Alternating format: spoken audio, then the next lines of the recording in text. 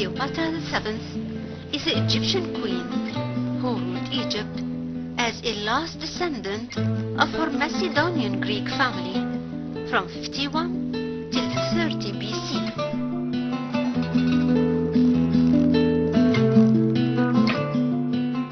She stood out amongst the preceding 6 Cleopatras due to her amazing characteristics and the circumstances that existed in Egypt and in the Greek palace at her time. To understand clearly this part of the Egyptian history, we have to go back in time 300 years and watch Alexander the Great's advent to Egypt with his boats and troops, and setting his foot on the Egyptian soil on what was to become later the city of Alexandria and the ruling base of the Greeks, where the kings and queens lived bearing one title, the Ptolemies.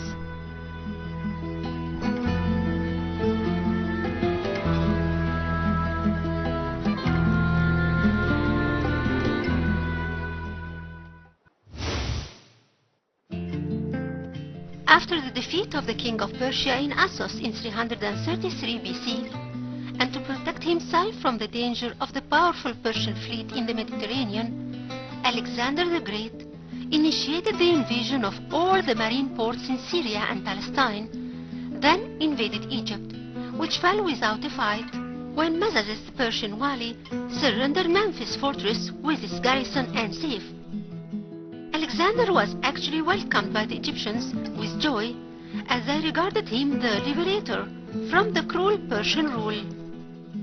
The Egyptian priests in Memphis acknowledged the Macedonian invader as a king over Egypt. Special rituals were performed in the temple of God Ptah, where Alexander presented offerings to him and other gods, as he knew that nothing has upset the Egyptians like the killing of Ochos to the abyss bull, and the disrespect which Cambyses showed towards him.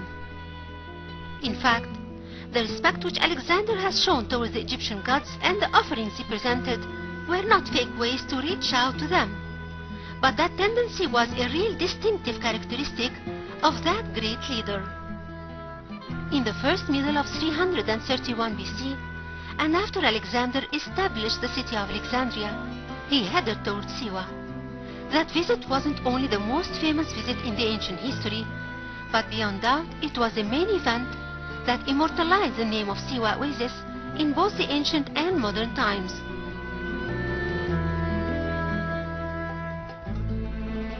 Since the 8th century BC, and even before that, Egypt was well known for the Greeks, as many of the writers wrote in the 6th and 5th and 4th centuries about Egypt, and many of their celebrities who founded the principles of the Greek civilization bragged about teaching their students in Greece what was taught to them by the Egyptian priests.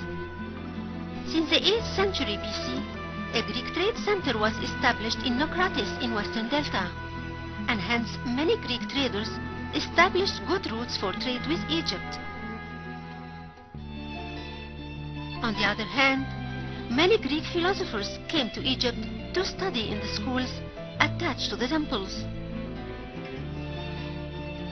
Amongst them was Solon the Athenian, and Lindos, and Kippelos, and Thales, and Miletus, and the famous Pythagoras and Platon, who stayed in Egypt for a long time, and later worked on spreading the famosity of the Egyptian wisdom. By these communications, it became settled in the minds of the Greeks that Egypt is a cradle of philosophy and sophism, and music, and sculpture, and arts in general. In the same time, Ammon's temples spread in the Greek cities, and in Athens, they celebrated the opening of a temple consecrated to Ammon in 333 BC, which was less than 2 years of the visit of Alexander to the temple oracle of Siwa. The first Greek king who recognized the importance of winning the Egyptians by paying his utmost respect to their religions and even contributing in adding religious shrines to their temples was Alexander the Great himself. He realized the importance of one of the most powerful temples in Egypt, which is Luxor Temple, and relieved his figure on its walls, dressed as an Egyptian pharaoh and presenting offerings to the god of the temple Ammon in all his figures and his family. This act of intelligence and probable belief in religion was copied and repeated, but in a larger scale, by almost all the members of the Ptolemaic ruling family of Egypt. Later, Alexander was followed by his stepbrother Philip Arrhidaeus, who built a sanctuary in Karnak Temple.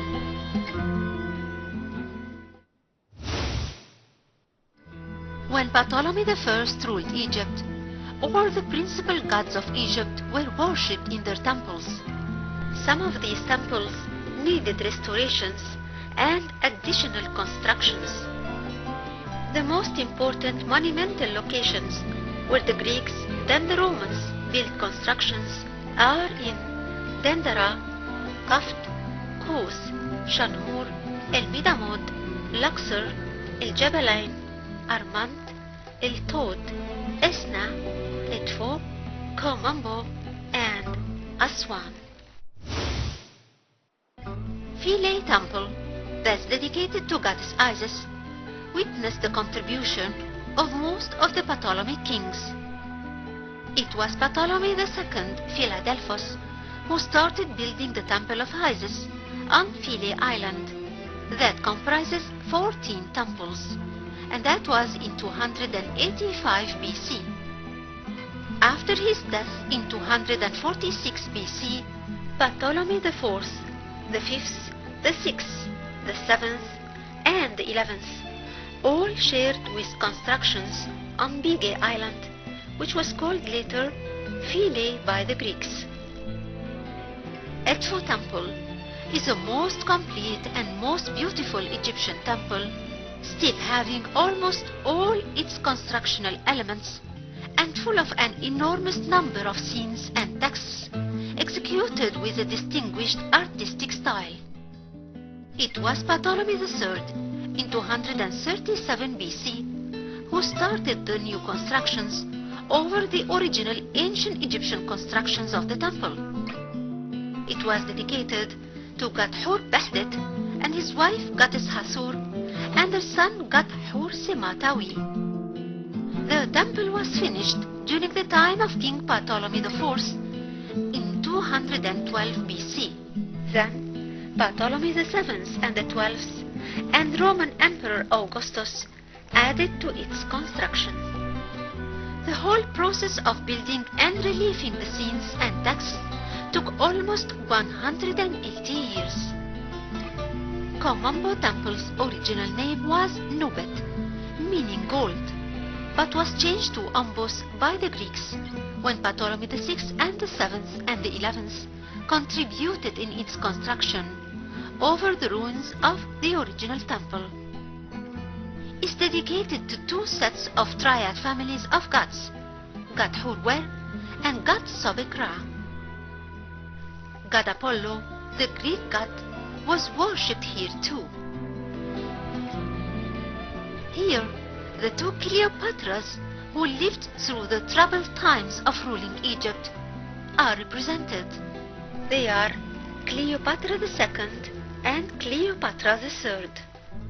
Here, the Greek-Roman art is represented at its finest level when we see the details of the female and male bodies popping out and magnified, unlike the traditional ancient Egyptian art, but with similar features to the Egyptians.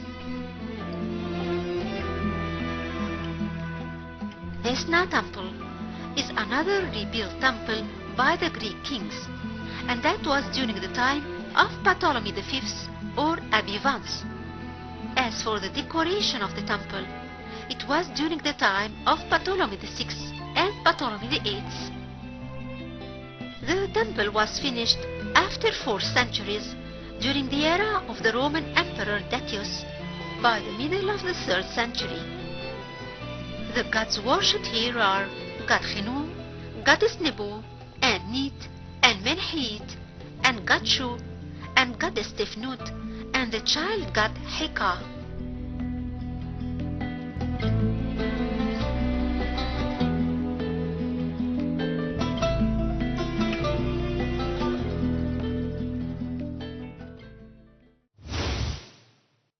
Queen Cleopatra VII was almost 17 years old when she sat on the throne of Egypt in Alexandria in a co-regent shared ruling with her brother and husband Ptolemy XIII, who was few years younger than her. She had a lovable, intelligent character and spoke many languages like the Egyptian, the Greek, the Nubian, the Aramean, and the Syrian. The conspiracies and evilness of the men of the palace drove her to escape from Egypt at a time when a war happened between Caesar and Pompey in Rome, after which Pompey escaped to Egypt and was murdered by orders from Ptolemy XIII. Caesar followed Pompey to Alexandria, and Cleopatra took the chance to return to Alexandria and meet Caesar to help her retrieving her throne. They fell in love, and she gave birth to Caesarion. After the murder of Caesar in Rome, she declared her son a co-regent on the throne of Egypt. When Antonio came from Rome to Egypt in need of its fortune, he fell in love with Cleopatra, and she gave birth to his twins, a girl named Cleopatra Selene and a boy named Alexander Helios, meaning the moon and the sun. Cleopatra lived her entire short life in the city of Alexandria, which had thrived in 300 years since Dinocrates, the Greek engineer, planned the new city to replace the original Egyptian town due to its strategic location, which is called now Tal Bab Sidra in Karnouz suburb. Alexander himself set the perimeter of the city and the place of its walls and the constructions in it and the number of temples to be built over its land. That happened in the 30th of January 331 BC. All the generations of the Ptolemaic family lived in Alpha Quarter, the first of the 5 quarters of the city of Alexandria. There are many monuments left by the Greeks in Alexandria, like the Serapeum Temple and the Pharos or Alexandria Minaret, which was replaced by Kite Bay Citadel after its demolition by an earthquake.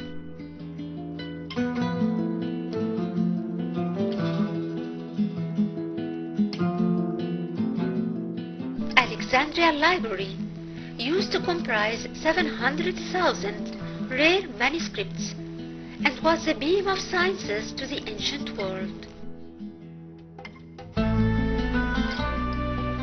It was built by Ptolemy I, but in 270 AD, Aurelian, the Roman emperor, ordered the destruction of the royal suburb, of which the library was a part. Thus, it was burned too. Scientists moved to the smaller library in the Serapeum Temple. The tomb of Alexander the Great was situated in the royal cemetery and was visited by historians like Strabon and was called Sima, meaning the body. It seems that it was a visited shrine throughout the whole Greek-Roman period, but now its location is lost. The year 32 BC was a doomsday for the Ptolemaic dynasty, for it was the year of the war between Octavius and Antonius, fighting the Battle of Actium. In the battle, Octavius from Rome won, and Antonius retreated to Egypt, then killed himself after hearing falsely that Cleopatra committed suicide. Cleopatra naturally understood the importance of staying alive over the throne of Egypt, which she didn't intend to give up easily. But the wind blew through the opposite direction as Octavius entered Alexandria victoriously. He spared her life, but murdered her son Caesarion.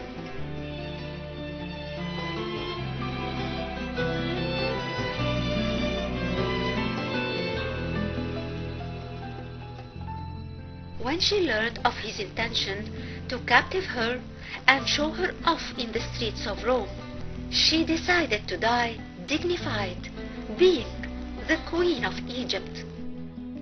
She visited the tomb of her beloved Antonius, then ordered a cobra to be brought to her. There, in her palace, she laid with a cobra on her chest and started the journey to her final destiny.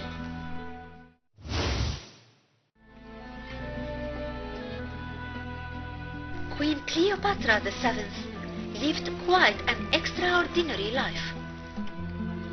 It was her destiny to be challenged continuously by fate, starting from the time she married her younger brother as a royal tradition to keep the throne within the family, until the time Pompey sought refuge in Egypt and was followed by Caesar, which led to the war between Ptolemy XIII and Caesar in 48 BC, and the final occupation of the Romans to Egypt.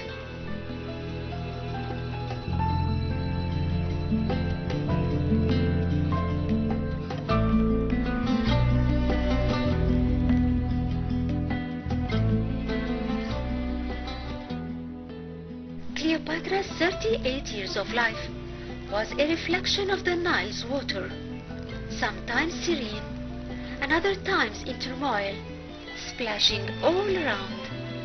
But drowning was not an option for her. It's only fair to say that Cleopatra VII stood alone with courage and pride against all the difficult challenges of her life, and thus she truly deserves to be called Cleopatra, the iconic Queen of Egypt.